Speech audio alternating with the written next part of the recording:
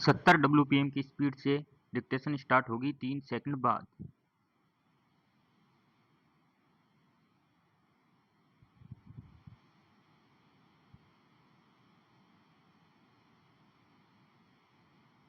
Start. दुनिया में कहीं भी युद्ध चल रहा होता है तो उसमें शामिल दोनों पक्ष एक दूसरे को कटघरे में खड़ा करते हैं।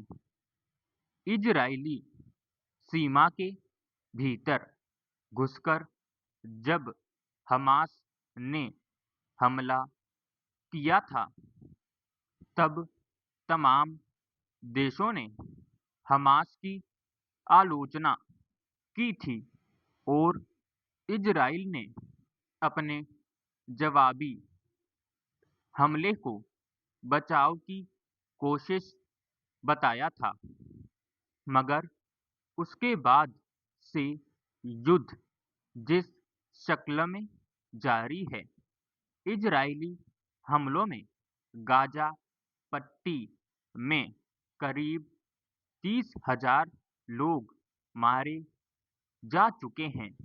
उसे देखते हुए अब इजराइल की गतिविधियों की अनदेखी कर पाना खुद उसके पक्ष में खड़े देशों के लिए भी संभव नहीं जान पड़ रहा है। यह कल्पना करना भी मुश्किल है कि घोषित तौर पर युद्ध जारी रहने के बावजूद किसी देश के सैनिक ऐसे लोगों पर हमला कर देंगे, बहुतों को मार डालेंगे जो भूखे और लाचार खड़े कहीं से मानवीय मदद और भोजन मिल जाने की आस में थे।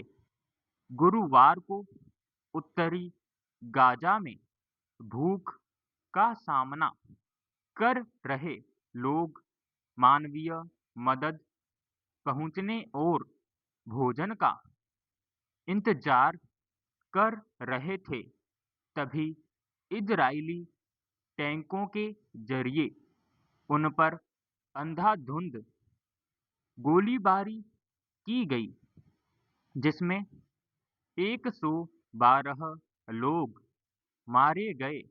पैरा इजरायली सैनिकों की इस कार्रवाई के बाद जहां अमेरिका और फ्रांस जैसे सहयोगी देश भी नाराज और दुखी है, ब्राजील, जर्मनी आदि कई देशों सहित संयुक्त राष्ट्र महासचिव ने भी निंदा करते हुए इसकी जांच की मांग की है, मगर इजराइल के रुख में कोई नरमी नहीं दिख रही। भारत ने भी कहा है कि इस तरह से इतने लोगों का मारा जाना और गाजा में स्थित अत्यंत चिंता का विषय है। सवाल है कि आज क्या तमाम देशों की सहमति से तय किए गए अंतरराष्ट्रीय नियम कानूनों पर अमल की अनिवार्यता समाप्त हो गई है कि युद्ध के दौरान किन हालात में और किन पर हमला करना है और कहां नहीं। आम लोगों, अस्पतालों, स्कूलों, शरण स्थलों जैसी कई जगहें तय की गई हैं जिनमें विकट स्थितियों में भी हमला करने की मनाही होती है, मगर जो इजराइल अब तक फिलिस्तीन पर हमले को अपनी जवाबी कार्रवाई बताता रहा है। क्या वह भूख से लाचार लोगों पर इस तरह हुई गोलीबारी को सही ठहरा सकता है? समाप्त।